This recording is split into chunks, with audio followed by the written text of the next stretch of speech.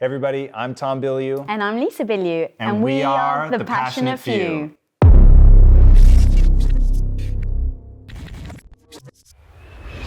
right, loved the interview. There's a reason that we decided to do a second round with this man here. OMAR'S questions are absolutely phenomenal. They are well thought out. He does his research. He really is one of the best interviewers out there.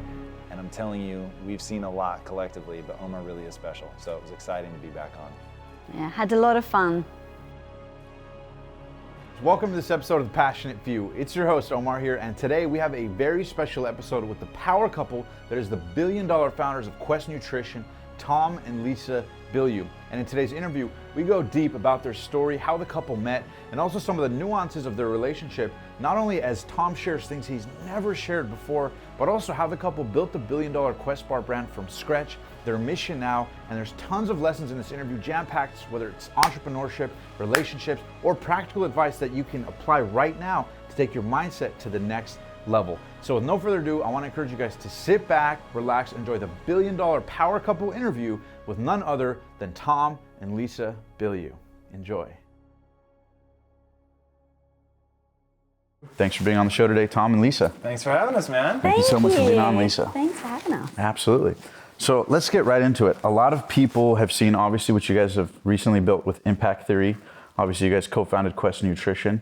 But let's go back to the very beginning. I know we touched on in the last interview where you guys met, but let's give the audience some context. Where did you guys meet and where did this love story all begin? Baby. No, you kick it off. I'll chime in. So I was teaching film, and it was a school for adults. I always feel compelled to mention that. She was one of my students, and that was, the beginning of everything. This was back in 2000. Was when we met, and just hit it off. She was here in America, and I thought, this is wonderful. She is legally obligated to leave the country, so I can have a nice little fling romance, and she'll be leaving, and all will come back to normal. And I did not anticipate falling head over heels in love and changing the entire course of my life. Wow. But that was how we met.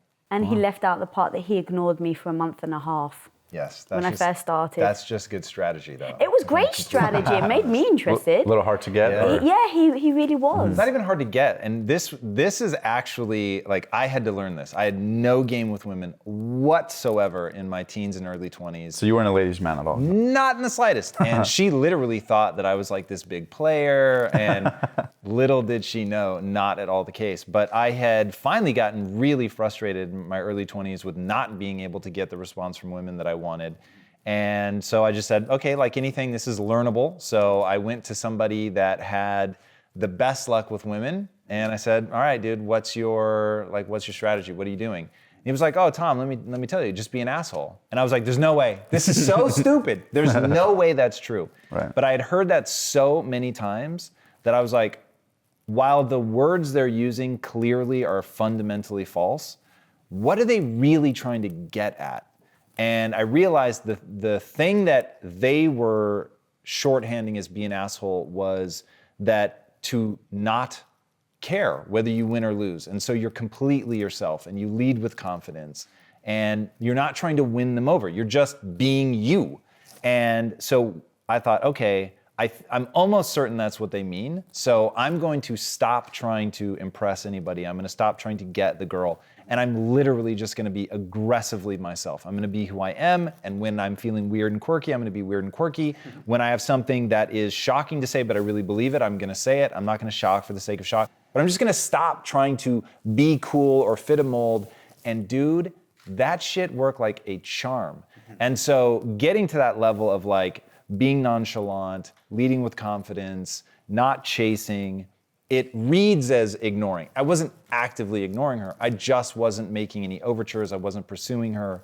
But you were interested a little bit. You were interested. I thought she was attractive. I didn't know her enough to be interested. And so I'm not a guy that just ever in my life just tried to go out and get laid. Right. So it was like, I always, even if I was gonna have something that, was a one night engagement, I needed to connect. Like there needed to be something there for me. So yes, there was no question. She is literally my type from just top to bottom. So she had caught my eye in that way, but I didn't know her enough to be like, oh, I would want to pursue it anyway. But as I got to know her, it literally happened the moment I was like, you know what, she actually is pretty interesting. Like that very day was when I made my move. So, yeah. How about you, Lisa? What was your first impression of Tom? Yeah, I'd come to America, I'd studied film in England, didn't feel like I had enough practical experience, so I found this one course in Los Angeles, and it was 8 weeks intense, and I thought, this is gonna be so much fun. Day one, I walk in, and he's standing there, and he had the posture of just a confident man, which of course very much attracted me to him. And then he pretty much ignored me, which absolutely worked. As a teacher, you mean? He would teach me, but he never went beyond that. But there was something, Gotcha. I don't know, he was cocky enough to get my attention, but yet reserved enough to make me curious. And then he showed his movie to our class. And after that, I was, wow, this guy's very talented. And I realized that I'm very drawn to talented people. So I was even more interested, and he ignored me even more. And then when he asked me out on a date, he had no preconceived notions of what that date would be like. And I'm thinking, this is gonna be a fun summer fling, not realizing he's thinking the same thing. Right. He's a teacher, it'll be great when I'm 90, I can tell my grandkids that grandma was once pretty cool because she had a fling with an American dude and when she was in her 20s. And so we went on that first date when neither of us pretended. And usually on the first date, you pretend. It's your best version of yourself for that one period of time. And I'm just myself because I'm not thinking it's going anywhere. He's just himself because he thinks it's not going anywhere. And that first night, we stayed up till 4 in the morning, 5 in the morning, just talking. And Sadly, just talking. yes, he tried to make his moves. But we just He was got just trying to make along- an impact. Exactly, we just got along so well. And my first impression was, this guy doesn't BS. Like, he was so honest, and I'd never been on a date ever in my life up until that point where I had someone be that truthful and that honest, because he was saying things that could have ended the date there and then. And I found that curious, and it was so refreshing. And so here was a guy who was super confident, super honest, and yet an utter gentleman. He was the first guy that ever held the door open for me. I still can't believe that's true. That's so crazy. And he still opens the door now for me. Nice. But it was one of those, like, this is so weird. I'm thinking this guy's like really cocky and has like this super like fancy car with, the stereo system that's blasting and bass, because that's kind of, to be honest, what I was used to. Right. And attracted to. And attracted to, absolutely. And so this first day, I think he's that type of guy, and we walk over to his big Buick. And the door's not really working, and his back seat's full of junk. So at this time, Tom, you're pretty broke? Oh, yes. Oh, he took me to a B restaurant in a strip mall, just to give you an idea. That was our first And date. if I had known that was gonna, because for years and years and years, every anniversary of our first date, we'd go relive that night. We'd go back to the restaurant, eat at the restaurant. We'd go, because our date was actually at the DGA, so we'd go to the DGA, and then we would actually go walk by the apartment that I was living in at the time, and just like do this whole thing. And I thought, we've made this like big moment out of this divey restaurant with like huge tears in like the furniture. And it's still a B restaurant, probably. Well, unfortunately, it went out of business, so it ended up getting taken over. I don't know what the rating is now, but so I mean, it's just hysterical. How did you ask her out that first night? You just went up to her that first time when it all The clicked? first like overture I made to her was, "Sit your ass down. Where do you think you're going?" I was wondering if he'd, No way, really? Yeah. So you were just that forward with her? And keep in mind, it was fun and funny and appropriate. It was like we had a rapport, certainly a student teacher, and so she was like, most of her class was done. We were on set shooting. Most of her class was done, so a bunch of them were going to leave, but some of them weren't. And so she was like, "Oh, all right, we're all taking off." And I was like, "Sit your ass down. Where do you think you're going?" And so she just sat down, and I was like, "Oh." And I normally play hard to get, but after a month and a half, I was so shocked that he said, I just went, "Okay," and sat down. I was like, "Lisa, you don't just say okay. You've got to play hard to get." She was almost like a militant feminist at the time. Like, I was so shocked. I was like, "Whoa, I can't believe like how well this stuff works." So it was, it was really, really interesting to like at a moment of great change for both of us, where I was trying to, step into my confidence and really own who I am and own my personality. And, she was already like really owned herself and was very confident. And so for us to meet at that level where she was really opening herself up to being an artist, and like, I don't know, it's just a really cool like moment of change for us both. And so I think it's why we both had such open minds to, when we met, it was like this cool collision of ideas. I'd never met a woman like her. I'd never met somebody that was so self-assured and confident, like aggressively so. And so, yeah, it was just really, really interesting. Nice. And then how old were you guys at the time? Young as hell, and I do not advise that people get together as young as we did, but 21. Man, it worked out. She was 21 and I was not 25.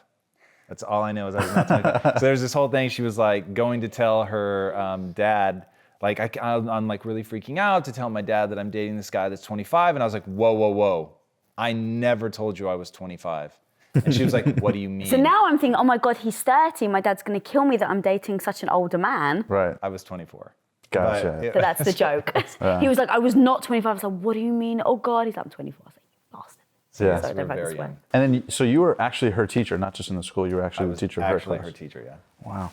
Okay, and then how do you guys go from that first date to like, okay, this is a relationship where, a long-term thing? I mean, how does that transition let's happen? get really weird. So, and you can shut this down or edit it however you want. Yeah. But the truth is, I really wanted to sleep with her that first night, and she was like having none of it. Appreciate the honesty. And But, but when we were at dinner, having, prior to this, he's like, I'm not the guy that just wants to get laid on the first night. So then when he makes his move, I'm like, you're full of shit.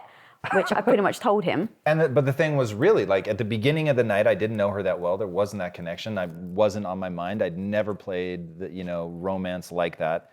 But that, I mean, look, it obviously worked out where we get married. So when I say it was the most electric moment of my life, like I had never met somebody like her. And going from seeing her as a student to seeing who she was really like as a woman was like so cool. And so I'm literally like jaw on the floor the whole dinner. I'm like, man, this chick is so intriguing. And she was just more interesting than anyone I'd ever met. And so as the night goes on, I was like, whoa, like I'm really into this chick. And now I have that connection. I'm definitely going for the close. And she shot it down and was like not having it. But not in like then it created an awkward moment. It wasn't awkward at all. We had had such a phenomenal conversation that we just slipped back into that, and it was wonderful. And so, but looking back, there is something to like that. There was the real want to see her again, partly because there was nothing cemented. There was still that hanging sexual question in the air. And so we went back out on, I mean, literally from that first date, I've never looked back, never looked sideways, nothing. It was just always her. Not that I was love at first sight. I was not in love with her at that moment. I was just way, way, way intrigued. And so when I was dropping her off, she loves this story.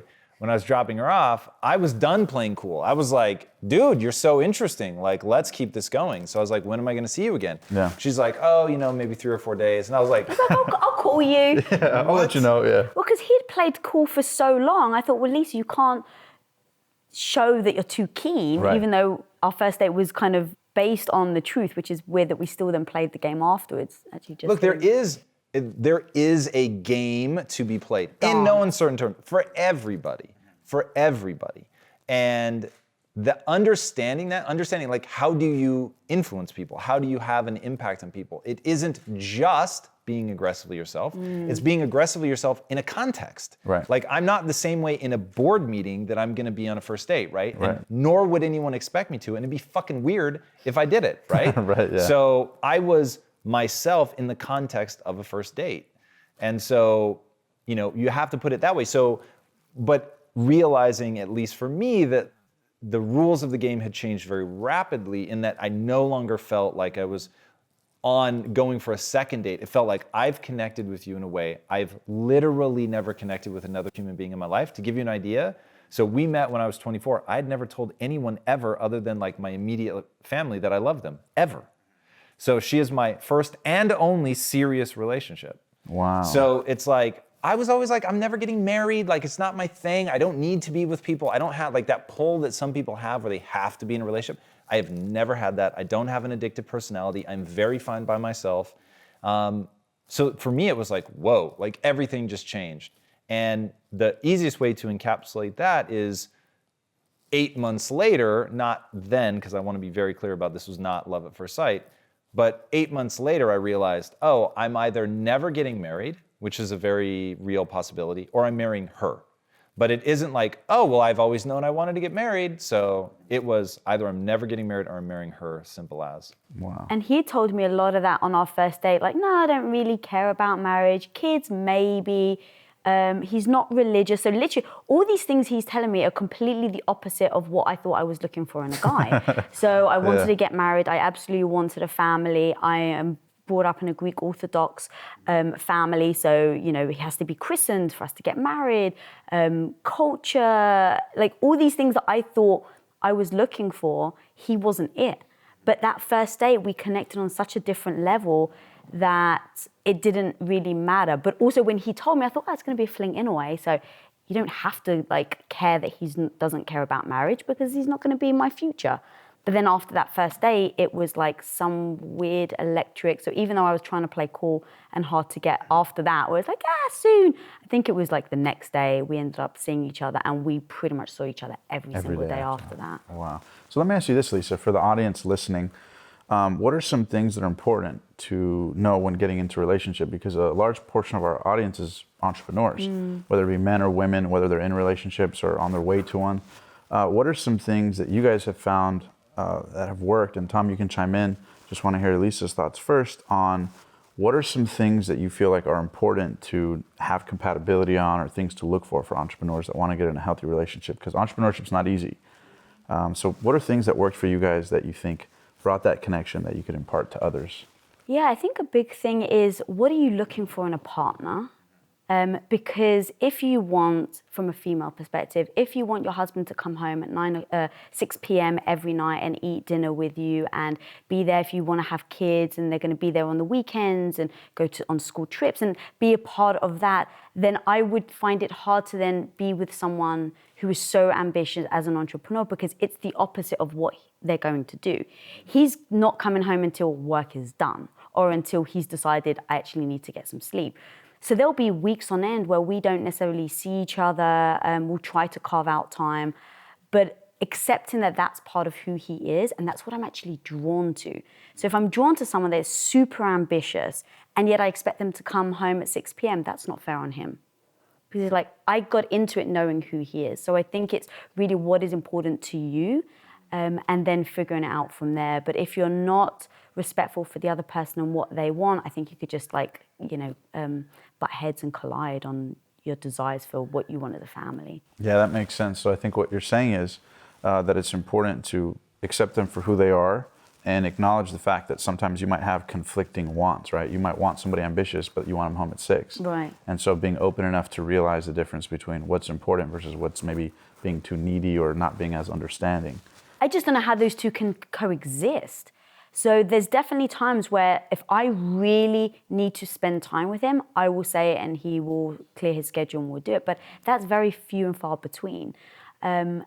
Because on a day-to-day, for him to really achieve what he needs to achieve, and for me and for the company, then there's going to be a certain amount of sacrifices. So as a couple, we sat down and said, what are those sacrifices we're willing to make? What is the goal? What are the sacrifices? And then let's lay it out. And basically, do we both buy into it? Mm-hmm. So if we both buy into it, when he's gone for weeks on end, when he's got business, when I'm busy, we just remind ourselves that we chose this life. So. And was communication something that always flowed naturally, or did you guys have to work on it? Is it an ongoing thing where you guys are constantly working on it? I just really want to give people listening some insight as to how healthy communication develops, or should it just from the start, that relationship of communication be there? What's your guys' experience been like? Yeah, so from the jump, I would say you've got to be clearly communicating. You've got to be communicating honestly. You have to tell people what you're really about, what are you really into. It's the difference between listening to your audience and pandering to your audience, right? So you want to listen to the person that you're with and see like how you are. Are they giving you feedback that would make you rethink some of your beliefs? Be open to that for sure. But at the same time, don't be like, oh, I bet this is what they want to hear, and then tell them that. And then you're painting yourself as something that you're really not because you think that's what they'll be attracted to. Because if it works, and oftentimes it does, you end up in a relationship that's not really you. And now you've got all this momentum to act a certain way, to be a certain way. Right. And it's like this total trap. And so what she was saying earlier is we got into the position where we had been so honest because there were no stakes for either of us, right? It's like, maybe this like is a fun fling and maybe it's nothing. Either way, it doesn't really matter. And because of that, it's like we were exactly who we were. And so the relationship was already built on, well, I'm attracted to the person you actually are. You're attracted to the person I actually am. So that's a good start. And then, man, I'll be honest, like, and this is why I'm such a fiend. So as you know, she's got a new show called Women of Impact. And I'm always telling guys, watch the fucking show. Because how many times have people said, oh, I wish I could be a fly on the wall for that conversation. You hear how women really talk. Yeah. This is the show. So I used to read obsessively Cosmopolitan magazine, Elle magazine, like all of that stuff, because I was like, I want to know how women think. I want to understand, like, how do they see a relationship? Like, how many times does the joke have to be that guys don't understand women before a guy goes, well, I'm just going to go figure this out? And for me, because I was never that smart, I always had to learn stuff. But I just believed that, oh, things are learnable. You can go read about them and learn. And that was ultimately how, at the time of my life when I was sort of sliding towards depression, it was like, I'm going to go read about the brain and figure this out. So to get into a relationship, because I could tell I wasn't good, I started reading all these magazines and trying to figure out like how do women think and all that. And so coming into it, I knew, okay, like across the board, when you ask people that have been in a relationship for a long time, what's the secret to your success? They all say the same thing: communication. So like, how many times do you have to hear that before you go, oh, I better get good at communicating, right? And so what are the tenets of communication? So being honest with somebody, being direct enough to be understood, being a good listener, being caring, defining terms. which that was not something I ever read. That was something you and I discovered together. We just realized there were times where we thought we were saying the same thing, but we really weren't. So if I said something like, hey, it's really important to me that you X, Y, Z. And I think, man, I said important, homie. And she's thinking, I say important 50 times a day. It's just another word. It's like emphasis. It's like an exclamation point in the age of social, right? If I say hi to somebody and it doesn't have 3 exclamation points, it's like, oh, he iced you out, right? So it's, really figuring out what the nuances of, So we just said, all right, we have to define these terms because we're getting in stupid arguments over stuff. Like, people see us now. Keep in mind, we've been together almost 20 years. So it's like, if you saw us in the first couple years, like, we would have looked like idiots. So we didn't know what we were doing. We just knew, like, there's something here that's worth investing in. And we both bought into communication is the answer. And so let's process through this. And like, my obsession with brain science, I will say, served us very well. So I had an inherent distrust of emotions. I didn't believe emotions told you any truth. They just were an indicator that something is going on, but it could be a trigger for you and you've got issues you haven't dealt with. So just because somebody does something that really hurts you and offends you doesn't mean that they need to be punished into submission, right? You may have an issue. And so us both looking at that the same way was really advantageous because we were always trying to find common ground. So she has an amazing technique where she'll ask herself, so I've done something that's really hurt her. And she just runs through this mental checklist. Does he love me? Do you believe that? Yes. Okay, if he loves you, do you believe that he did it intentionally to hurt you? No. Okay, if we've got those 2 things, from there we can build. And so we just started collecting little things like that were like these tools, and we call it giving the keys to the kingdom. We would tell the other person, like, here's what I'm learning, here's how you can diffuse. If I get angry, here's what you can do to diffuse the situation. And you would say it in moments of what we call emotional sobriety. So you're not amped up, you're not already upset about something, you're just totally neutral. And you're like, hey, remember a couple days ago we had that fight? You know what would have worked? You almost did. I saw you go to reach to touch me. And just so you know, in moments like that, if you touch me, I diffuse. I don't know what it is. It's just the way my neurochemistry is. If you reach out and touch me, I'll fucking chill instantly. So then the next time you're in a fight, she's like, and you're like, it's all good. So it's like wanting the other person to win. And that, like, if I had to sum up what we're about, we want each other to win. I love that. And one you guys certainly have. So let's talk about the entrepreneurial journey. I know that you guys have a famous story. You know, her father does well and said, you know, hey, Tom, you know, I know you're interested in marrying Lisa, but, you know, my daughter has a certain lifestyle she's accustomed to, and, you know, you have a Buick and not much else going on.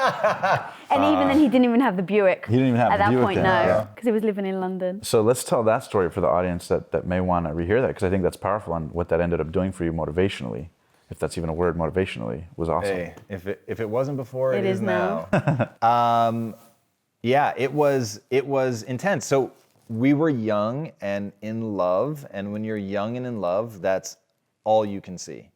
And so for me, the hard part was deciding if I was going to propose. But once I decided I was going to propose, like I was 1,000% committed. How old were you from when you met her to when you get proposed? Very brief. It's like 9 all months foolish. later. Yeah. Oh, 9 months. Yeah. I So think this it was was all within a 8, year. but this was, it was Wow. very fast. And we spent 3 months of that apart. Probably more. About 4 months of that apart. Without social media, there was no texting. Yeah. Yeah, it's crazy to think. So her father is looking at it from that perspective. They're young, they're in love, that's all they can see. But I have a much broader perspective. I know how this kind of thing plays out. It does not end well. They have very different backgrounds.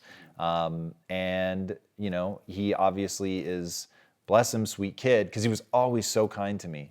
But just like what he saw was a young, dumb, broke kid who doesn't show any signs of doing anything with his life. And was trying to take his daughter all the way to America. To America what he saw is without shared values. He didn't realize that was actually what we had in common, and is part of what we should have said in your early question, how do you make things work? What do you need? You need to share values. And we actually did share values tremendously. Our foundational values are almost identical. Not entirely even today, but almost.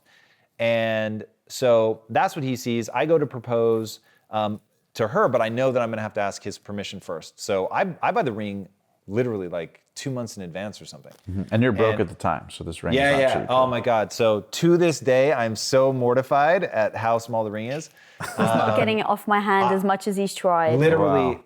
yeah. I want to buy her one that like makes her arm heavy. And but now she you guys won't can, have it. because back then you But now couldn't. she won't let me. Yeah. So it's like, great, this moment in time is stuck. But so anyway, I have this ring. I want to propose to her. I make an appointment with her dad, and he cancels.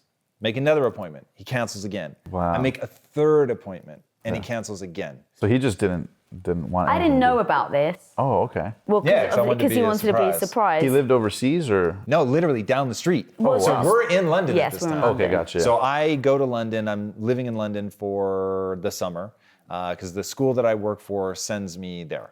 So How they were convenient. opening a branch in London. If I ran through all the I don't believe in fate, Yeah. but dude, if I ran through all the things that happened to come together for us to make this work, it tempts me to believe in fate. It's crazy. Yeah. But without derailing on that. Yeah. So yeah, it cancels the third time, and I'm like, all right, this guy does not want me to propose. And I have a bad day at work, and I'm coming home, and I call her or whatever, and I'd say, I've had this really terrible day. And I walk in, and she's done. So we're living at her mom's house in the bedroom that she grew up in, to give you an idea of where our wealth status is at that point.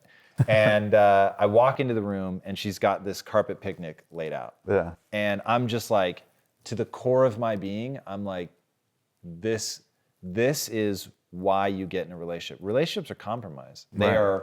They're giving things up. But when they're right, they give you something back that is so much bigger than what you give up.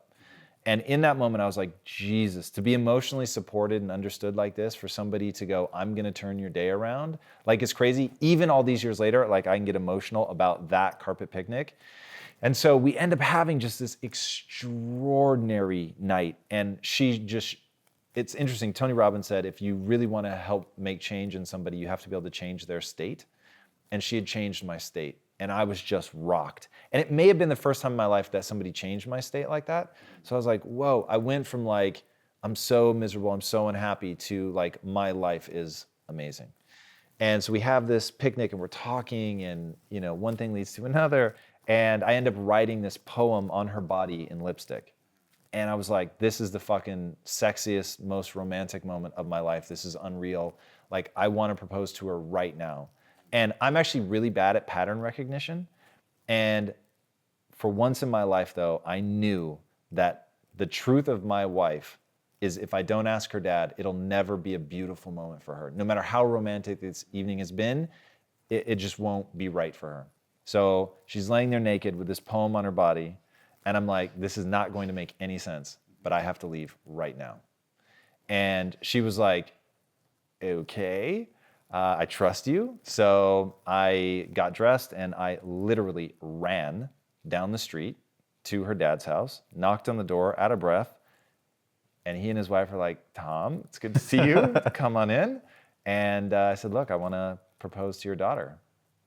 And I want your blessing to propose. I never asked for permission. I knew better than that. But I want your blessing to marry your daughter. And he said no. And she had warned me. She's like, look, my dad is going to grill you when she first introduced me to him. And he's going to grill you. I've never brought a guy home to my dad before. And when I say that the guy hardly looked at me, I was like a little hurt. I was like, wow, like he does not take me seriously. He does not think I am here to stay. Like, ouch. And after that, you know, he was always kind, always very pleasant, even tried to help teach me, which I was not open to because I still had a closed mindset. And teach you about business. Yeah, talk to me about business. And so all of those things lead him to accurately identify, and that's what I want people to understand. He accurately identified me as someone who was at that moment going nowhere, which was absolutely true. And so he was like, the grilling that she had promised just came out. And he starts asking question after question after question. And the final question was, Tom, I was born in a small village in Cyprus, which until I met her, I'd never even heard of Cyprus. And I took myself from there at 11. I moved out and was on my own. And I went to school in the mountains in this village in Cyprus. I mean, it's just like this crazy tiny beginning.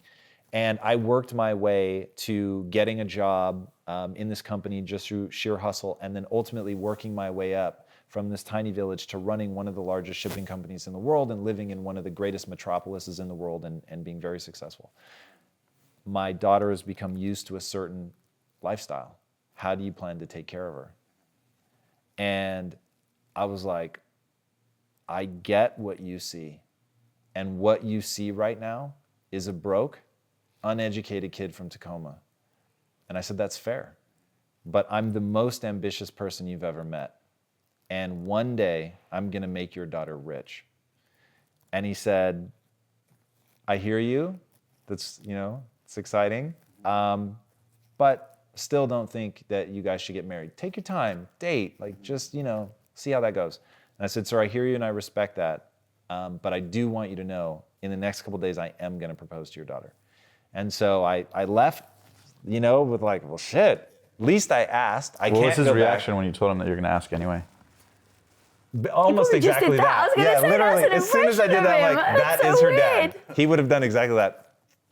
Yeah. So it's like, hey, look, I know this is never gonna work out, but he would never say that. And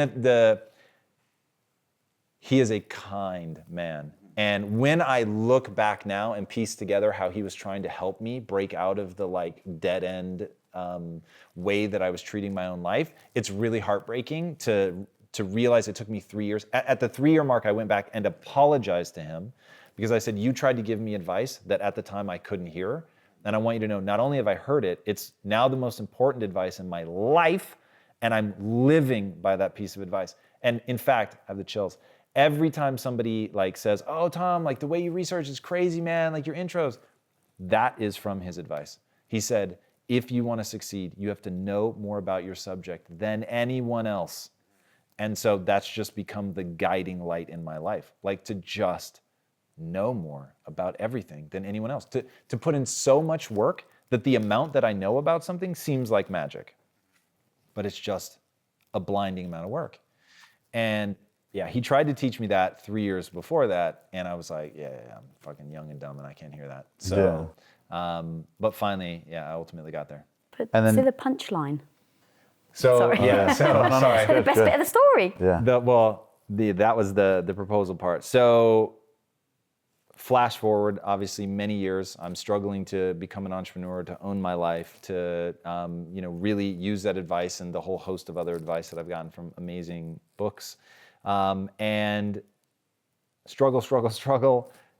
And finally, after a lot of ups and downs, I go through that moment where I'm never going to chase money again. And I've sort of asked her to accept that I have to walk us backwards. So I'd finally made us wealthy on paper, but not in real life. And I was like, I'm going to go give it all back. And I'm going to turn in my equity because I have to quit. I can't keep doing this. So unhappy. Which was your first company that took it to the Awareness millions, but Technologies. you were unfulfilled, and then Deeply. right before you transitioned to Quest. Correct. Gotcha. So I go to her and say, look, I can't keep doing this. I need fulfillment. I need to feel alive. And but I'm going to go backwards financially. And she said, look, I bet on you. And that like was one of those moments, like we were already in a magical relationship, but that as it happened is one of those times where you go, yeah, I'm going to lean on that 1,000 times in the future, that like you bet on me and that I'm worth the investment. Like it's become like this extraordinary bond between the two of us. And so I go in and quit. My partners say what I needed to hear, which was, look, we could do this without you, but we don't want to, which let me connect to something other than the money. So we end up staying together as business partners, but then just revamping the way that we approach business, which was to say, forget about focusing on money. We're going to focus on value creation, passion, all that. And so we build Quest, and Quest turns into this extraordinary success and goes from not existing to being valued at over $1 billion in roughly 5 years. So during all of that, he hadn't been to the US. So this is now, God, I don't know, 13 years into our marriage, something like that? No, a little bit less. So maybe 11 years or so into our marriage. And he had heard a lot about we're doing very well, and no, it's going well, and you're telling him how much it's growing, but you hear about it, it's another thing to see it. And so he comes to the US, and we're walking him around the floor of Quest, and it's like 300,000 square feet. I mean, just as far as the eye can see, it's tens of millions of dollars of equipment. There's hundreds and hundreds of employees like going around, people greeting me very warmly. Bars are coming off the line, like 1.5 million bars a day, and he's like in the middle of Willy Wonka's chocolate factory. Yeah, and then It's just what's the company's revenue at this stage? hundreds of millions of dollars. Gotcha. Hundreds and hundreds. Yeah. And we're walking the floor, and I said, Andreas, do you remember when you asked me how I was going to provide for your daughter? And he said, yes. And I said, how am I doing? And he just started to cry. And he was like, to see you rise up and to see you take care of my daughter and to see how much she loves you, he was like, is the most extraordinary gift. And it was one of those, in my darkest of moments, I would lean on it, knowing that while he loved me, he doubted that I would make it. Was that part of your motivation? For sure. That chip on your shoulder? No question. So would you say that was one of the core or one of the most powerful ones, or was there several? No, because he'd always been too lovely to me for that to be, like, that was one where it was like, I want to show him that I could do it, but by then I love her father, and I love him like he is my own father. And he has shown me the kindness of a true father. Like, literally my own father and him, like, I love them so much. So I don't have resentment for him. I really think he saw the truth of who I was, and he was just the first person that had the balls to say it. And I needed that. I needed the wake-up call. I needed to face where I really was. I needed to come around. And this is one of those things where I think people run from pain too much. And the one bit of credit I'll give myself was I sat in the pain of he doesn't think I can do it. I didn't try to run from it. I didn't try to say he's a fool. I was like, he's one of the smartest, most successful people I know, and he doesn't think I'm going to make this. Maybe he's got a reason. And so really sitting down and going, I haven't done anything to make him believe. Ambition isn't the end of the story. Drive is needed. And I had to face, I'm an empty dreamer who isn't executing against his dreams. And at the time I was laying in bed 4 hours a day, every day. And I started to feel shame around that. And I thought, he's right. I'm not on a course to do something with my life. Now, thankfully, I thought I can get on a course. I don't yet know what that is, right, but I believe there's a way for me to get on that path. And So that became really an important part of my development, to face that he was right, to face that his criticisms were accurately placed.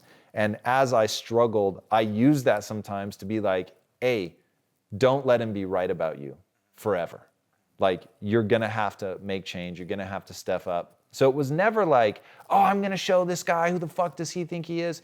It was like, one of the most beautiful human beings in my life has had the guts to tell me the hard truth, which is that if I don't change, I'm not gonna make it. That's powerful. Now, for people listening who might be where you were at that stage, what would be your first advice on the first thing they should do to make that shift? You know, if maybe they're laying in bed, or maybe they're listening to this, maybe they're smoking a joint, maybe, you know, they're just kind of down and out, trying to pondering life, listening to this. What would be your best advice on the first step 1, step 2, step 3 to start making your life work if someone's stuck right now? Yeah, so this is a wildly complicated topic that I'm going to make super simple and very actionable, but people have to really follow through. There's a reason that very few people ever escape that trajectory. Number 1, read the book Mindset by Carol Dweck, which unfortunately did not exist when I was going through this, so I had to fumble through all this shit and try to figure it out myself. The world of social has changed everything. The fact that she wrote that book has changed everything. We have access to ideas and people that we just did not have access to back then. So start with that. Read that book. Now, the reason you need to read Mindset is Mindset will make one thing very clear, that once you decide to believe that you can learn anything, your life will change forever. Because most people believe their talent and intelligence are fixed traits, and that life's just about making the best of the hand that you were dealt. That's bullshit. The amount that you can learn is so extraordinary, and the things that you can shape yourself, your personality, even some things that people would say are just like hardwired. There are things that are hardwired, there's no question. We are not blank slates. But oh my God, we're like silly putty. You can bend us into malleable, so many different shapes. It's crazy town. Now, you're never gonna stop being silly putty, so whatever, we're all different. We all have predilections towards certain things and others. I get early wins for things that are verbal. Other people do not get the same early wins, so I get it. But at the end of the day, we are far more malleable than people think we are. So the reason that's so important is humans lead with belief. You don't do something because you believe you can. You have to believe you can in order to be willing to expend the energy to even try. So where people fail is that they either never try, which is where most people live, or they try once and they fail and they think, oh, that's it. So because the reason they try once is they think, oh, I can do this. They realize they can't, and then they're stuck because they don't realize it's that I can't yet. Well, if you put the time and energy to get that skill set, then you could. So once you get that and you get to the point where you allow yourself to believe that you can do anything you set your mind to without limitation, even though you know that's a lie, but you still act as if, and you move forward, that your energies will be rewarded with skills. Now, my new mission right now is to get people to understand skills are not a checkbox, they're not something for the resume. Skills let you do things. And that once you have a skill, you can do something with it. You can build something, you can build a house, literally. You can have a better relationship because you're better at communication. You can help a child, you can build anything, a business, whatever you want. But you have to get the skills that allow you to do that thing first. And so once I put that together, like, oh shit, I acquire skills because they're actually gonna let me do things. So what do I wanna do? And what are the skills that I need to acquire to be able to do that thing?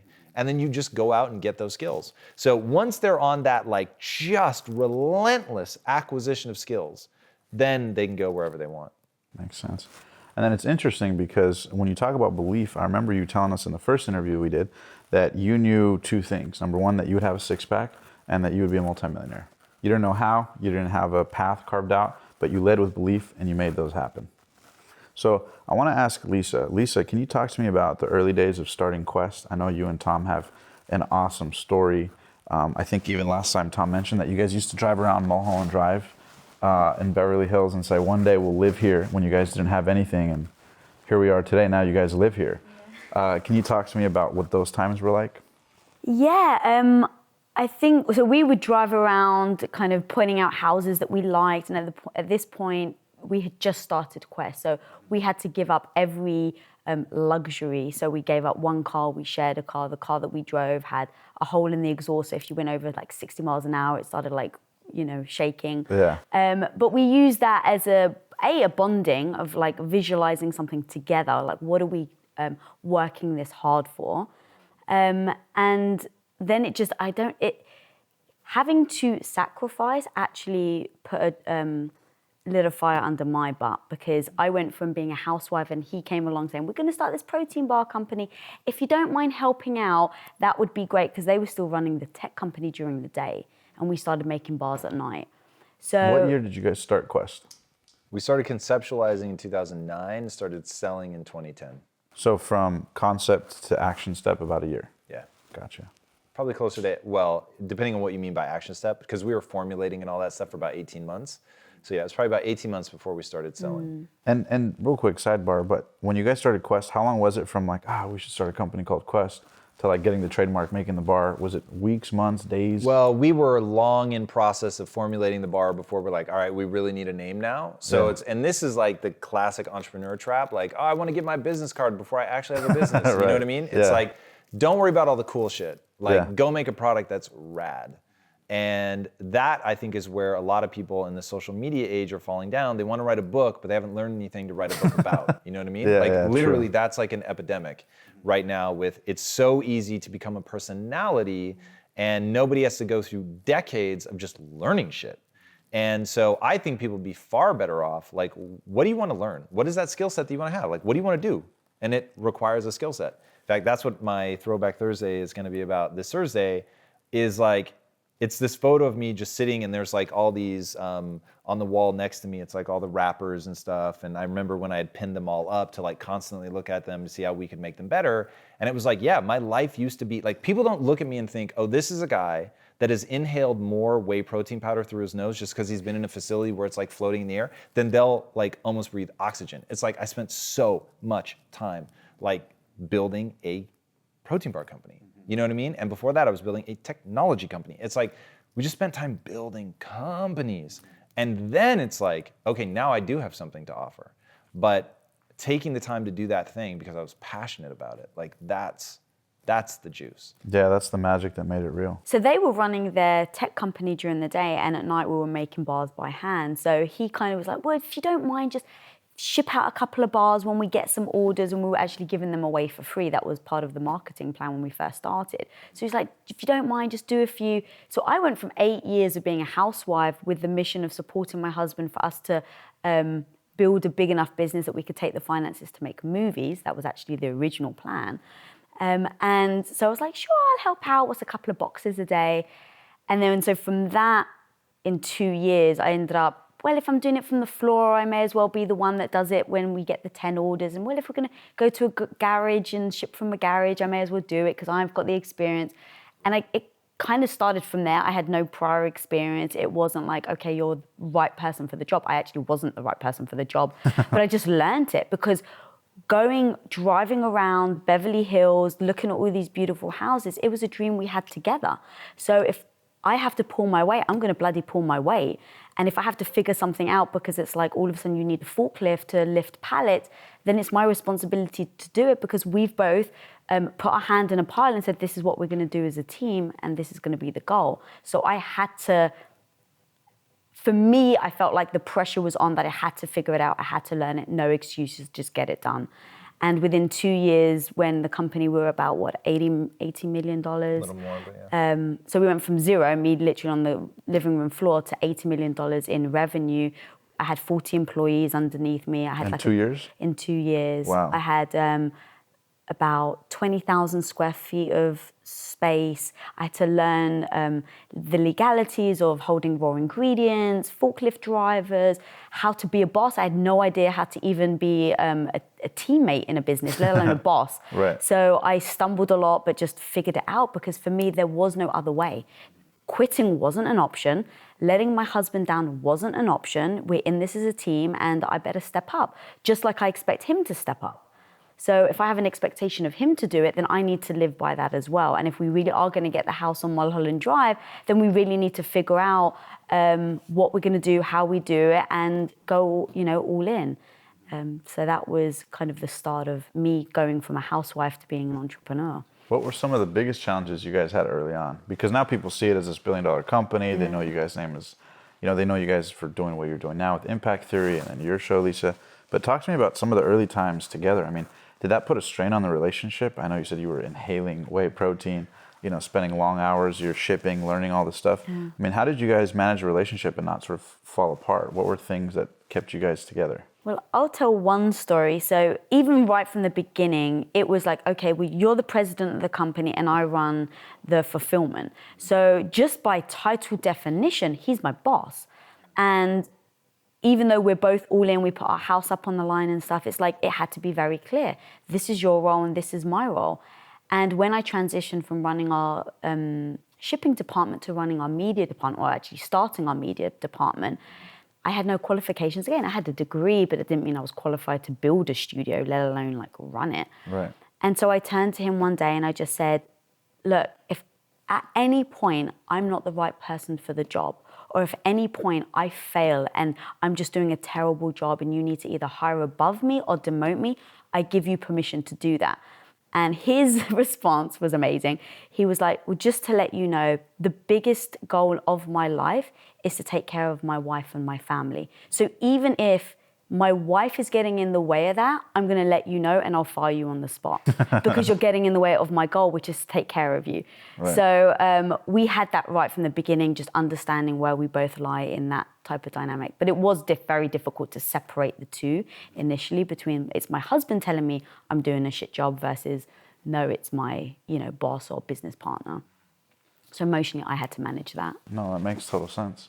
And then Tom, mechanically, I know you guys had some challenges with the machines, right? You guys tried this machine and that machine up until the point where you guys had to manufacture your own machines to deal with the bars. Were there any other challenges that you guys faced in building Quest or things like that? Yeah, I mean, the list goes on and on. So the biggest were certainly just the technical challenges of trying to make the bar, and everybody said it couldn't be made. And people don't say that and then there not be some real difficulty. So yeah, that was really hard, and I'll give all the credit. One of my partners was an Iowa farm boy, literally. And so he cut the equipment apart and put it back together and got it to work. And that was just really, really extraordinary to see that happen. But scaling in and of itself is dangerous as the day is long.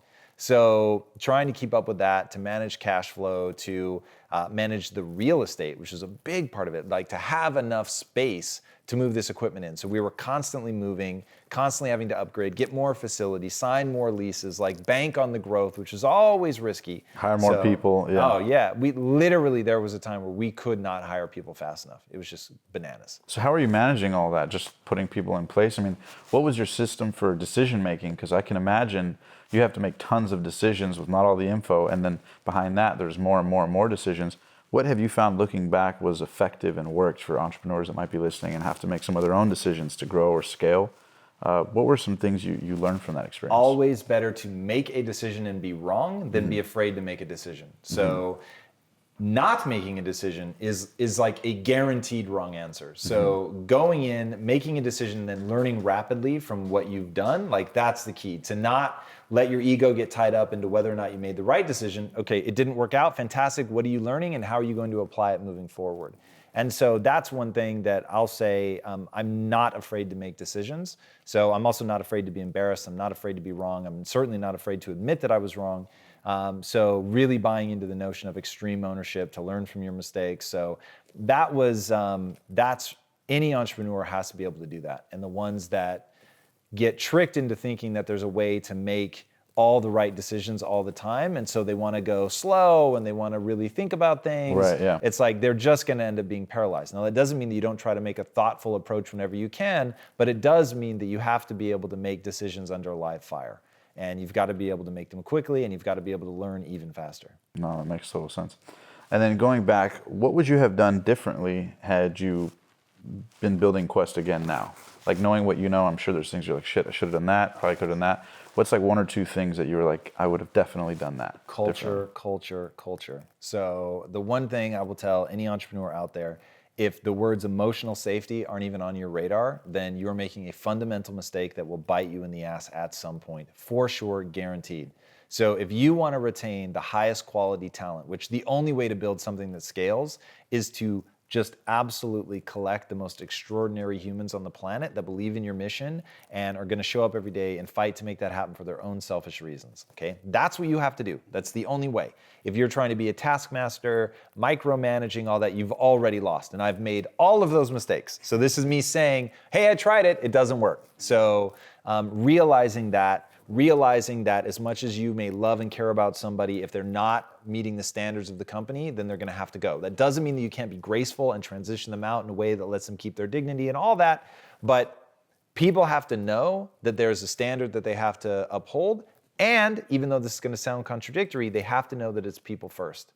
So you've got to be people first, but that does not mean get away with murder. So finding the way to make that clear in the culture that like, look, this is a people-first organization. I want you to feel emotionally safe. I want you to know that people are here to fight side by side with you, to help you, to lift you up. This is not a dog-eat-dog situation. But also, if you're not living up to your standards, it's gonna be made very known. So our thing is read the book Principles by Ray Dalio. The most important thing in that book is he talks about the need for radical candor. So the way that we talk about it in our company is to say there's two things you have to be able to do: hear truth and speak truth. And I love the way Ray sums that up in his book. And he says, even if you have a criticism that you're willing to take to your grave, not even say to your significant other, you still have an obligation to say that out loud in this company. And at Quest, it was a failure of my imagination. I never thought that you could get an organization with thousands of employees to act like that, but you can. And so that certainly now at Impact Theory, like that is what we're all about. Like we say truth, we hear truth. This is not a whisper culture. There's no whispering. We record our company meetings and we do that so that if somebody isn't there and you speak of something that they did, that they're able to listen to that and hear what you said. If you have a meeting where you're like, hey, I don't think so-and-so is pulling their weight, you have an obligation to say that to their face. And that's the only way that you can have emotional safety, because emotional safety rides on a backbone of trust. And you can trust somebody even if you don't necessarily agree with them, if you know what they think, that they're not saying things behind your back that they're not saying to your face. You can handle the person that says, I don't think you're meeting standards, here, wherever. As long as they're saying that because they're hoping that they can help you, lift you up, point you in the direction of what you need to learn to excel, whatever. But that you always know exactly where you stand, you know exactly what's expected of you. That it just makes all the difference, man. You can't grow at the rate that we were growing without just a rock solid culture. And I made so many mistakes on that. That's the one thing I so wish I could go back, knowing what I know now about how to create emotional safety. Yeah, that would be massive. Now, let me ask you this. In terms of the growth, because it was explosive growth, what do you think was the biggest catalyst in that? Obviously, I know you guys were doing everything with influencer marketing and trying to get, social media influencers to post it, give their honest feedback. Right. But at what point did you guys notice, like, holy shit, this is growing fast? Because I think it's like 57,000% growth. Talk to me about, really quick, what was the process of going from a ready-made bar to your first customer? Do you guys even remember who your first customer was? I don't remember who our first paying customer was. Joy. She may not have been our first, but she was the most. No, she wasn't our first. She was the first important fan that had a material impact on the business. But that was because she was holding us to a standard. And who's that? A woman named Joy. She was just an extraordinary sort of brand advocate that wasn't associated with the company, but was so rad in our ecosystem. Like if we were producing, everybody was out making bars, including the director of marketing. So it's like, there were times where just nobody was manning Facebook, right? So somebody would write in and be like, oh, hey, my bars came, this, that, or the other problem occurred. And we noticed that Joy was responding to them and being like, hey, these guys are really great. Like, I'm sure if you give them another chance, they'll make good on it. And so we're like, I said to our chief marketing officer, I'm like, Nick, is that you? Like, is that an account you've created? Like, she's way too much coming to our bat to be real. Right. And he was like, no, it's not us. Like, that's a real customer. And I was like, all right, then we need to get her as a consultant or something. Like, I need to know she's not going to go away. This is amazing. So we offered to pay her. And she said, absolutely not. And that's when I was like, the world has changed, man. Like, this whole social media thing is even better than I thought. She said, I don't want money. I just want you to keep making this amazing product. And I'm a nutrition coach and I need your bars because it's helping my clients lose weight. And so we're like, whoa, like this is so amazing. And so that became part of the ethos of like celebrating that. We gave an award out every year in her name because unfortunately she ended up passing away very young. She got, I don't know if you remember this, but like in 2012 or something, there was like a really brutal flu that went around. And she died from the flu. It was absolutely bananas. And that really hit me. That was the first time I was like, because we kind of take this for granted now in 2018, but like in 2010 when this all really started, like social media, it wasn't called social media, first of all. It's certainly authenticity and transparency. Those weren't buzzwords. People weren't talking about community. Or vulnerability or anything like that. None of that. So, but that's what we were doing because we were like rebelling against the traditional way of business being done. So, and to really answer your question, it was like, you have to have a perfect storm for a company to grow at that rate. And the perfect storm was, it just so happened, having nothing to do with that moment in time, that in my own personal life, I got to the point where I was not prepared to chase money anymore, that I needed to feel alive. And that as a person, part of that for me is connecting with other people and building community. That's just like who I am as a person. And so I wanted to save my mom and my sister. That was like my passion point. So the product had to be real. It had to be good. Because they had health issues, right? Correct, morbidly obese. And so that was driving my why. I knew that I wanted to build community because I just wanted to feel connected to people. I wanted to be doing something I could believe in. So like all of this like community building and stuff, it was all just really coming from a real place. But it just came right before everybody else was doing it. So right before everybody else was doing it, we were already on social. Right before everybody else was doing it, we were already creating all of our own content. We had all of our own in-house content creators, like all before that was really happening. Before influencers had a name, we had people that were just advocating for the brand so hard, and we wanted people that we didn't have to pay that just really believed in the product. And so we were doing all this stuff that's now become solidified, but at the time was just, it wasn't a marketing ploy. It was coming from the best possible place. And so what we discovered was that, being a good person and actually wanting good things for people and actually acting in accordance with that desire is the single best marketing message you could have. So, but we were just doing it before anybody else. And so it absolutely blew up. Now let me ask you this, for somebody listening who is starting their own company now, what would you advise them to do differently? And Lisa, feel free to chime in here, Tom as well. Is what would you advise them to do nowadays? Because obviously the market's saturated with influencer marketing now, right? Everybody's endorsing something. You don't know if they believe in it or they're just getting paid. If you guys were to start a company now for somebody listening, what advice would you give them on how to, tactical steps 1, 2, 3 to turn a product into appeal for a mass market? So make sure that you're starting with a product that people actually want. And I think that's where a lot of people go wrong. They start with a product they want to build instead of a product that people actually want. So start with a product that people want and start with a product that you can give away. If you can't give away your product, you already have a problem. So once you have a product that you really believe in, people actually want, you're deeply passionate about the mission of what you're trying to do, and then you're able to give it away to start the ball rolling, then you've really got something. So I would try to back into something like that, which can be very, very powerful. And then just make sure that whatever you're doing, whether it's a service, whether it's a product, it adds a tremendous amount of value to people, and that you're adding more value than you're extracting. When you're in that position, then you can take advantage of the social ecosystem, which is where people are going to want to talk about what they just got from you. The value exchange is super lopsided.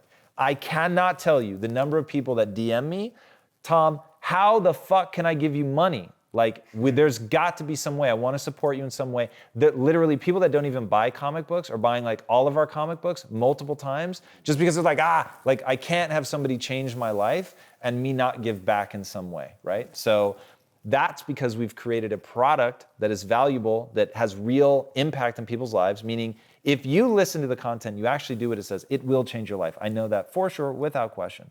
So, and we give it away. And so when you're able to do that, then you can build a social ecosystem, and then don't bullshit people. I've been telling people since we launched exactly what we're doing, which is that one day I'm gonna need this community to support something that I'm doing, which we're building a studio, we're building the next Disney. So I'm gonna need you to either show up outside Netflix on the day that I'm pitching them, I'm gonna need you to show up on opening weekend to go see the movie, I'm gonna need you to buy the comic book, like whatever it is, I'll let you know. We will but be in the there. meantime, I'm just gonna, thank you, I'm gonna like fucking pour the value out, right? And I'm gonna let people know that like, I want to be ride or die for you. And so this is one thing that like I really want people to listen to this. So I've been very successful in my life. Lisa and I could have bought an island and retired. And yet, when I'm invited to speak, I will stand there and answer questions until the last question is answered. I've done it for 11 and a half hours before without taking a break to pee. I literally just stand there and answer questions over and over and over and over for hours and hours and hours and hours and hours. Why? Because I want to add more value than I extract. And when you do that, when you add that kind of value to people's lives, they want to support you. So, and then if that thing that you need support with is something that's, again, valuable to their lives, then you create this self-reinforcing like marketing and product purchase cycle that really can go on forever. Yeah. How about your thoughts, Lisa? Exactly what he said. No, that makes sense. Yeah, I mean, it's exactly, I'll just be repeating what he said, if I'm going to be honest. How about this? Let me ask you guys this before we wrap up here with another few questions. Is talk to me about the time that, I believe, Tom, you told me that you guys were in the gym one time waiting for a transfer to clear. I love this story. Can you talk to me, Lisa or Tom, maybe share the story with the audience? I think it'll inspire a lot of people. So why don't you do the setup and then I'll do that. All right, you'll knock it home. So we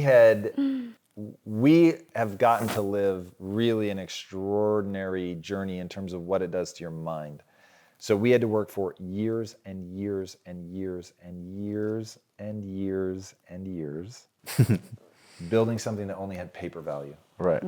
So that there was no, like our lives were no different. You know, So you guys weren't, so the company's doing millions of dollars, maybe $100 million in revenue, yeah. and you're still not taking away anything. Hundreds of millions of dollars. We'd even been evaluated at $1 billion at that point. Yeah, that was, I mean, by the time we crossed a bit, we knew we were worth roughly that for maybe a year before, but I'm talking, still lived in even the go same back. house. Yeah, even go back to Awareness Tech, right? So at Awareness Tech, we're worth roughly $2 million on paper, but we're living in like a dodgy neighborhood in a whatever apartment, you know what I mean? Yeah. And then we were drawing a salary, so it was like our life was a little bit better. And so we were finally, by the time we're at Quest, we're living in a house, but our house is up as collateral. And so it's like if the company goes, the house goes.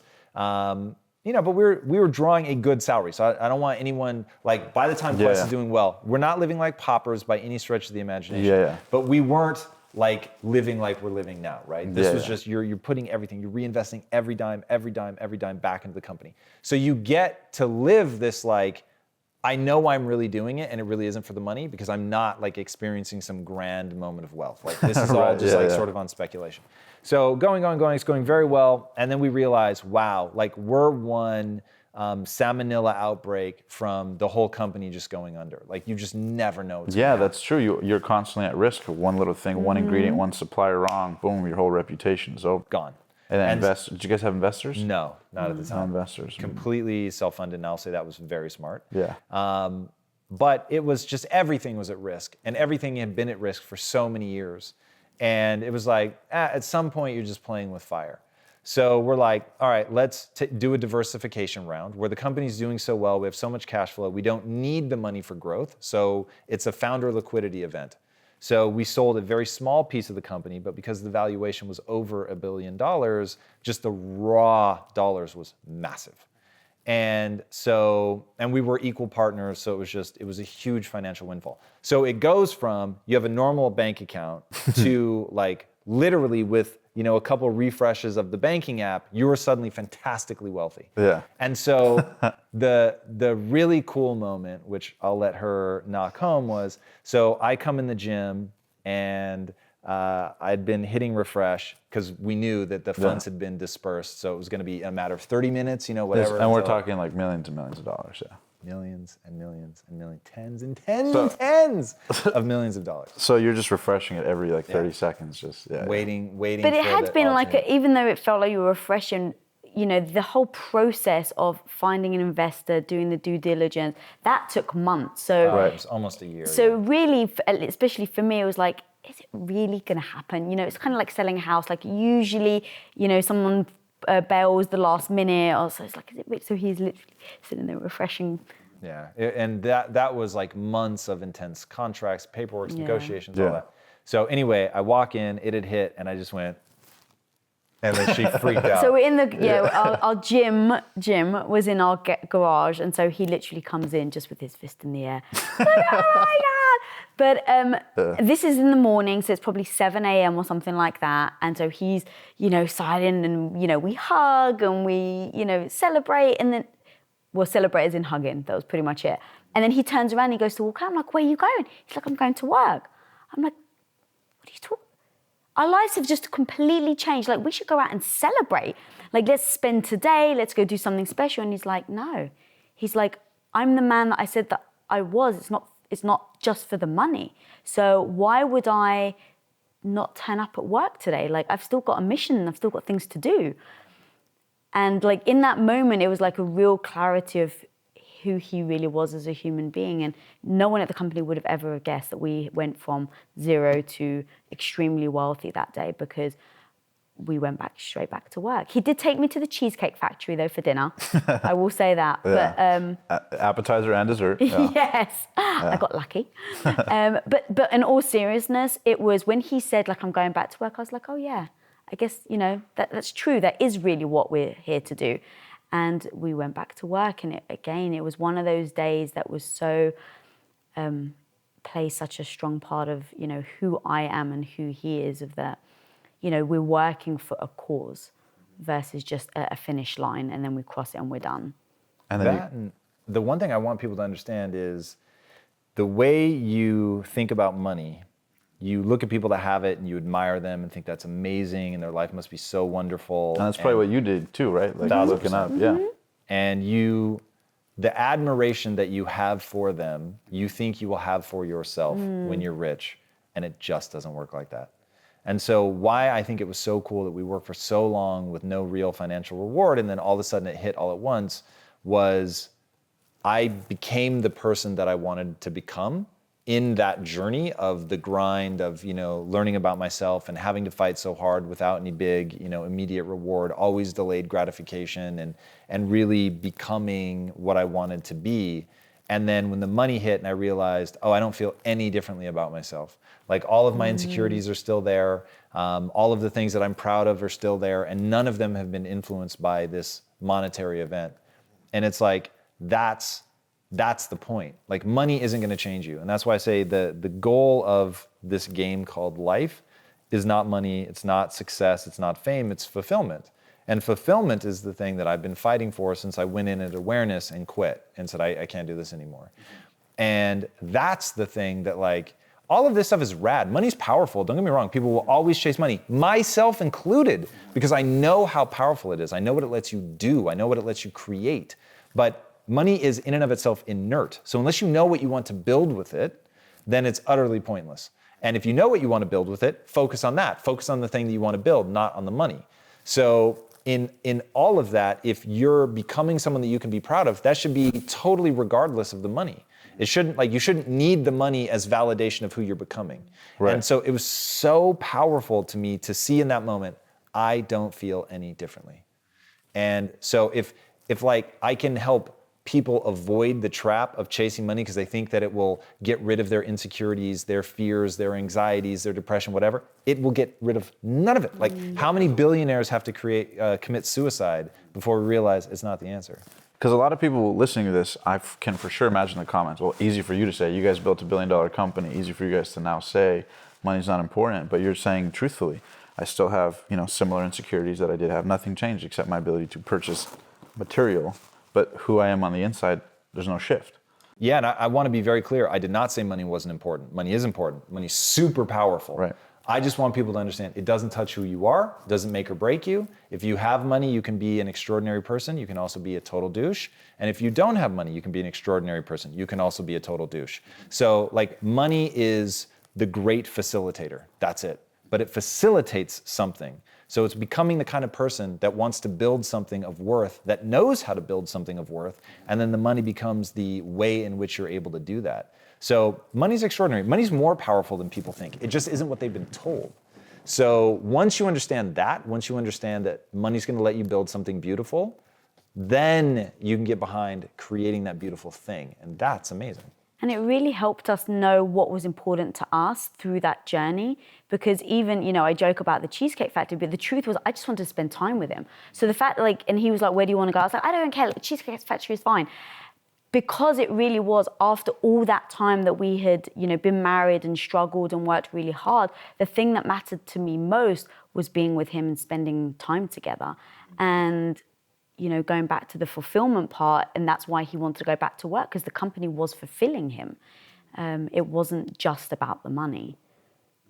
Yeah, and when you finally hit it big when you're in your late 30s, it's like by then, you know what I mean? Like the Cheesecake Factory is still dope. It's like, I grew up in Tacoma. Yeah. That shit is fancy eating as far as I'm concerned. Were there any crazy splurges you guys did after that big... The house for sure. Yeah. Yeah, that, like everybody's got their thing. For most people, it's like a Lambo or whatever. For me, I was never gonna get a fancy car. Yeah. I was getting a fuck off house, let me tell you that. Yeah, on Mulholland Drive in Beverly Hills. Exactly. And he wanted to replace my ring, which I wouldn't let him. So he actually did buy me this ring here. But yeah, he wasn't gonna take this one off my finger. I love that. Now, for people who, before we wrap up here, we play a game. But for people who are interested in more of what you guys have going on, maybe you want to share a little bit about Neon Future, what you and Steve Aoki are working on, and then you, Lisa, with your show. If you guys want to share a little bit, where can the audience find out more about your guys' upcoming projects? Yeah, so I think everybody thinks that we are a social content company, but in reality, we think of ourselves as the next Disney. So we do both social nonfiction content and traditional fiction content. So our first fiction project is with Steve Aoki called Neon Future. Everything that we do, whether it's the nonfiction stuff or the fiction stuff, is all about empowerment. So the reason we talk about Disney isn't just because they're the biggest studio, but because they had the discipline to only tell one kind of story from 1,000 different angles. And in so doing, the brand began to mean something. So if I say I'm going to go see a Warner Brothers movie or a Paramount movie, you don't know anything about it. But if I say I'm going to go see a Disney movie, you feel something. Exactly. Yeah. You already know something about it. So my thing is, okay, if by having that kind of discipline, Disney could create the most magical place on earth, can we create the most empowering place on earth? So that's ultimately what Impact Theory is about. It's why we didn't call it, Tom Bilyeu Studios. Like, we want people to really be able to take ownership of this. This is about something. It's about a movement. It's about empowerment.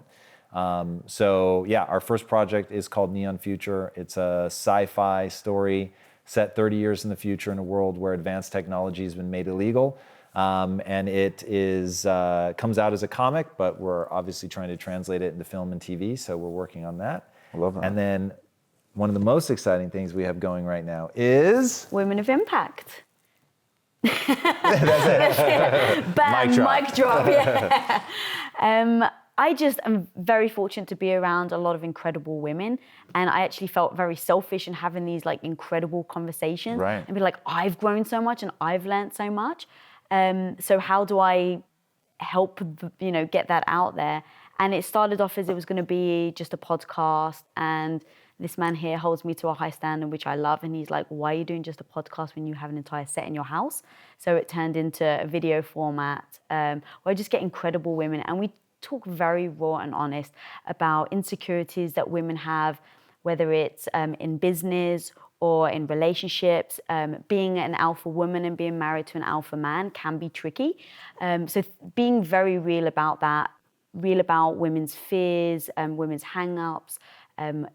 For my own sake, we've discussed having children. I've decided to not have kids. So that kind of decision, things like that are very relevant to today's society, whether you're a 15-year-old or you're a 60-year-old. And so I'm very proud of this content. It really stemmed from what would have helped me at the age of 15, where I was super insecure. I was getting bullied. I couldn't get a guy. I felt worthless. what would have shaken me out of that at that age. And so that's kind of what I'm trying to put together here. So you can follow that out Women of Impact, or me personally out Lisa Bilyeu. Beautiful. Very excited for that. Thank you. And then in closing, last question before we play the game. I don't know if you remember the game, Tom. First things first. It's like a word association game at the end. I want to ask you guys, if people out there watching this right now, took a lot of wisdom, took a lot of value from this, and whether it's in business or the relationships, if you could synthesize everything you've learned about how to have a healthy, focused on business and relationships, I want to get, Tom, your best 30 seconds to 1 minute piece of advice, and then Lisa, your best 30 seconds to 1 minute piece of advice. If you could look into the camera and say, this is what I've learned, boom, what would it be? All right, this camera? Yes. All right. So this is what I've learned. You have to have crystal clarity on what you want. And I think a lot of people don't actually know what they want. And without a target, you're going to miss it every time. So really having a almost distressing level of clarity. I find that people will say things like, I want to win a gold medal. Okay, awesome. In what? The Olympics? Yes. Winter or summer? Summer, fantastic. Tennis or swimming? And it's like, until you get down to the exact event, you're not going to know how to train. And training is what it's all about, getting those skills. So have that level of clarity with what you want in your life. Know that being an entrepreneur, really being anybody, is like standing in a room with 999 doors that must be closed, and then the 1000th door is the one that you're gonna walk through. So having the ability to pick that one door to go through, that is everything.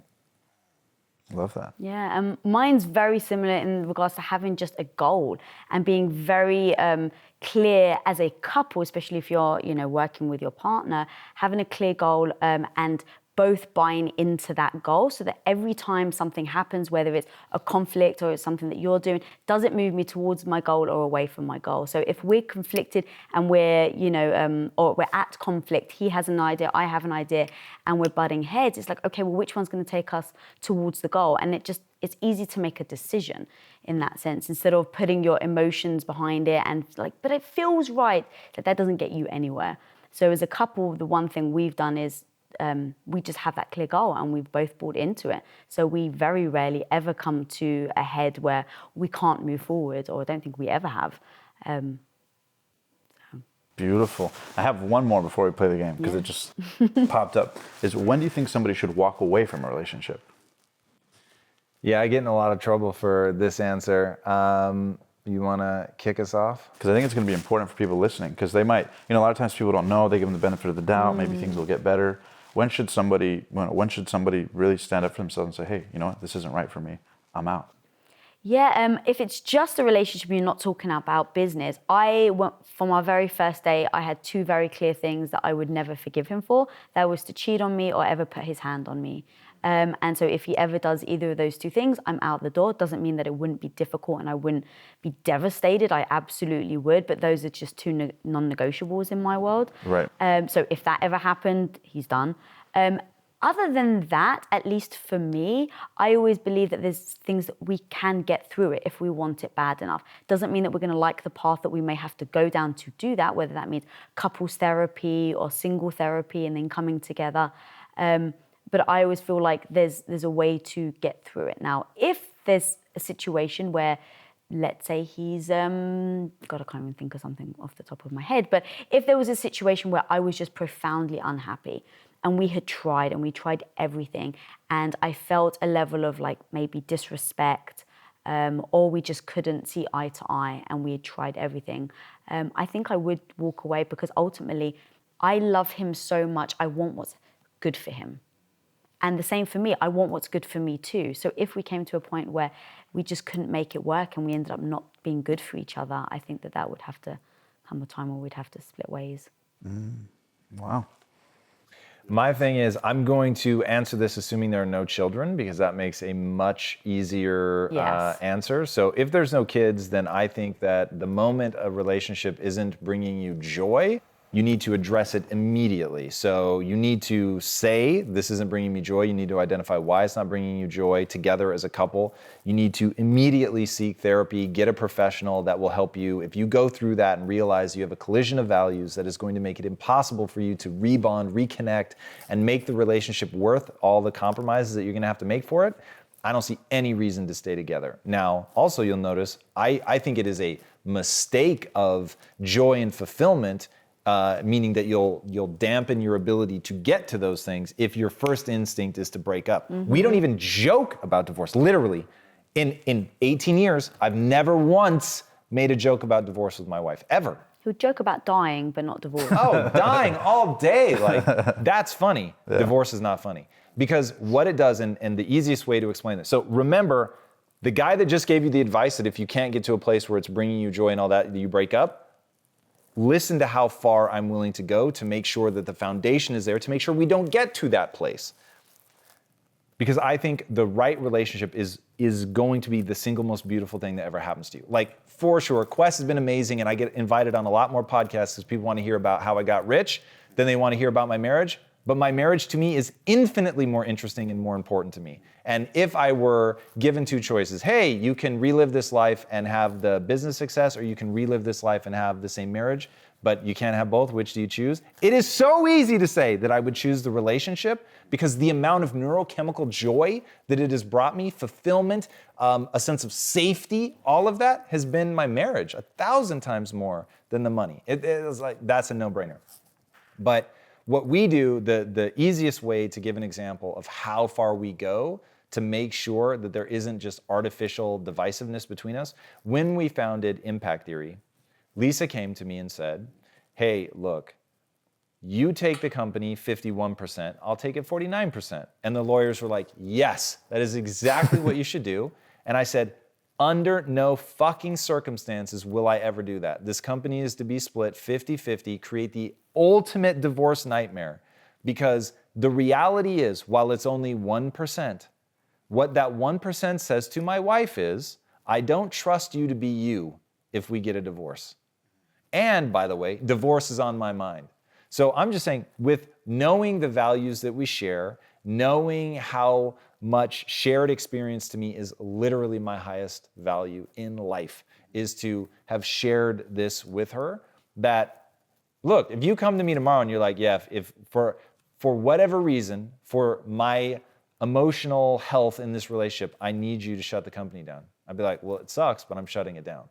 So it's just, when you're not conflicted about that, going back to having clear goals, like when you know my highest priority in my life is my marriage, then it's like you do whatever it takes. So, but if I got to the point where I was like, hey, legitimately, I've looked at all this and there is no more joy to be had here, our values have shifted, we're no longer aligned, we've grown apart, then I would break up. Like, anything else to me is illogical. To stay in a relationship that does not make you more, that does not give more, that doesn't make you feel better about yourself when you're with the person than when you're without them. If you don't feel like you're that person's number one, what the fuck are you doing?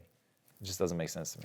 And emotionally, for me, and you basically did it emotionally, is right for me, for the 50%. But for me, business isn't emotional, and you have to like remove yourself. And so the reason why I actually said to him, take 51%, is I knew he puts in more work than I do. And so emotionally, it felt great to be an equal partner, but I didn't need it because I trust him and we're very secure. But when it came to the business side of it, I was very honest. And I was like, I don't need to be equal partners, because I know realistically you are going to do a lot more work than I am. Beautiful. And a lot of work you guys have both done. All right. So in wrapping up, we play a game called First Things First. And the way the game works is I'm going to rifle off 10 words or phrases, and you tell me the first word or phrase that comes to mind. So first I'll play with Tom, and then I'll play with Lisa. Oh, right. Awesome. I like games. Awesome. And then it might be cool if we have time, actually, if you guys play together. That might be pretty interesting. All right. So, Tom, you ready? Yeah. I'm going to rifle off 10 words or phrases. You just tell me the first word or phrase that comes to mind. Word or phrase. The only rule is that you can't repeat yourself twice. Okay. Got it? Yep. Okay. Number 1, ready? Money. Love. Lisa. The funny thing is, it's not, people don't understand what I mean by that, but yeah. Lisa. No. So Tom, you're doing sorry. The 10 words are yours first. Got you. So the second word is money. My second word is I'm money? sorry, your second word is Lisa. Yeah, love. So here's the true answer is, when you said money, for whatever reason, I pictured her, which is why I said love. So now when you ask me her, and even I don't understand that, but when you ask me Lisa, I'll say safety. Impact theory. Impact. Neon future. Film. Your past. I'm surprised by this word, painful. Your insecurities. Present. Your future. Bright. Team. Love, but you said I can't say love again. I'm surprised by that answer though. Unity. Your legacy. Don't have one. And then the last word, you ready? Passion. Core. But it wasn't, you made me give you a word, but the reality is I saw something and that was the glowing center of my being. So that's super metaphysical and I'm not like that, but that's what actually happened when you said that word. All right, bonus one. Fulfillment. Everything. Beautiful. Lisa, your turn. You ready? Oh God, I gotta be You're in the that. hot seat now. All right, let's do it. Okay. Do you mind if I close my eyes? Sure. All right. Whatever helps. You ready? Yeah. Okay, number 1, money. Power. Number 2, Quest bars. Yummy. The biggest challenge with women in the world these days. Breaking their vision of body image. Your insecurities. Always. The tough times when building the companies. Loved it. The moment the tens of millions of dollars cleared in the bank account. Fleeting. Tom. My everything. A successful relationship.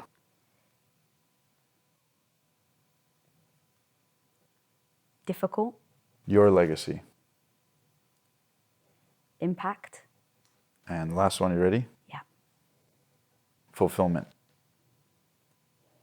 Oh God, no, that's not even a word.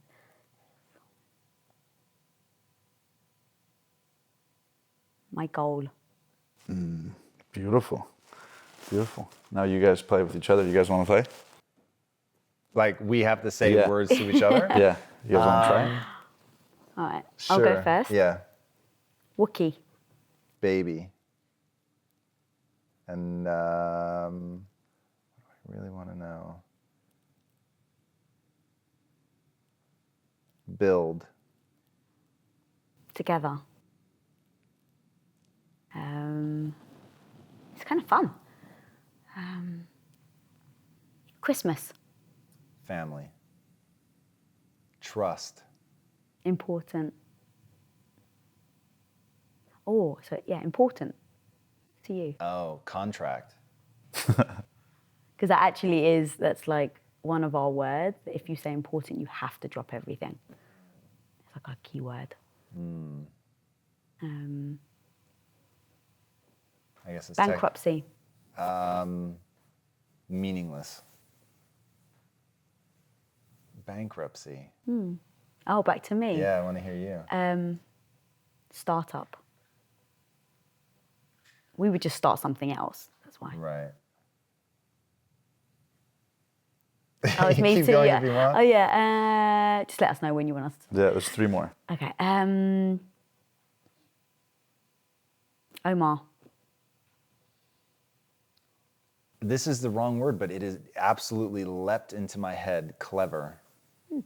That undersells him, which makes me very sad that that's. I'll what I take it. thought. Oh God, I had such a good one as well. Live forever. I know it's not a single word. Uninterested. Oh, that's heartbreaking. I'm only interested because you are. Very interesting. Kids. Unimportant was the first word that came to mind.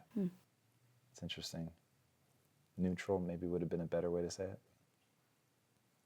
Well, now I really want to know. Kids, to you. The funny thing is, the first word that came to mind was sad, but I'm not sad about not having them. I'm sad that I can't live 2 lives where I get to be an entrepreneur and then also be a mother.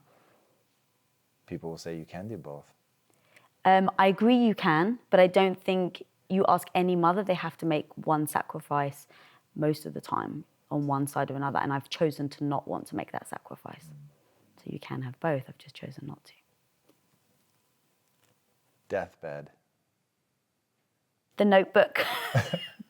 That is so how you want us to go. Anyone's seen The Notebook? Yeah. That's how I want us to pass. In Where we're peace. together, lying in bed and Like he keeps literally, I could just see it. If she were like slipping away, she'd be like looking up at me. Are you coming or what? That is exactly what you'd be like. Where are you? Yeah. That's so true. Sex. Hot.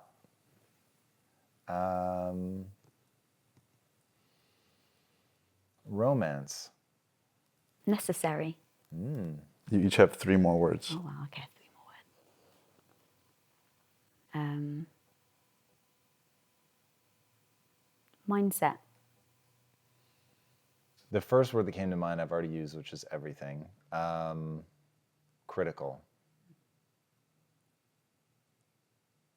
It's your turn. Yeah, I'm thinking. I want something I really want to know.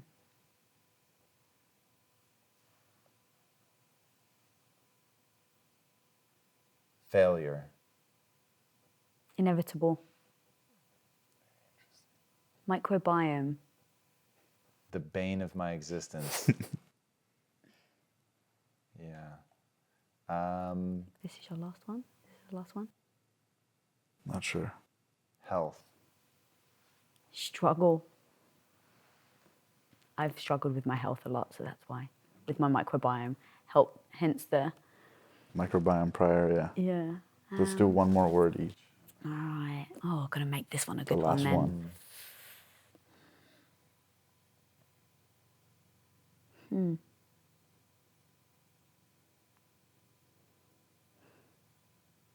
Intimacy. Shared experience. Partnership. I was gonna say everything, but we've said that as well. Partnership.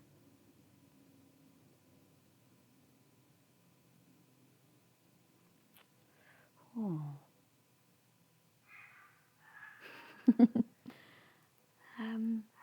So many things that come to mind.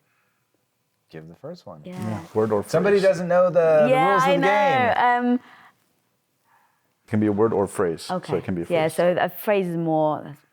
Sorry, say it again. Partnership. Everything.